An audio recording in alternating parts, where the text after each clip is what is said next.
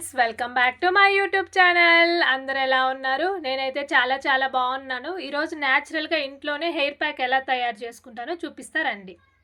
కావాల్సినవి గుప్పెడు మందారం ఆకులు, గుప్పెడు గోరింటాకు, 3 మందార పువ్వులు, గుప్పెడు వేపాకు, కలబంద,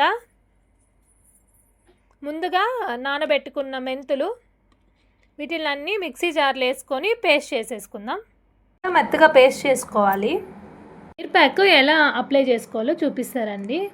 ఈ విధంగా పార్టీషన్స్ తీసుకొని ఈ విధంగా అప్లై చేసుకుంటూ వచ్చేయాలి.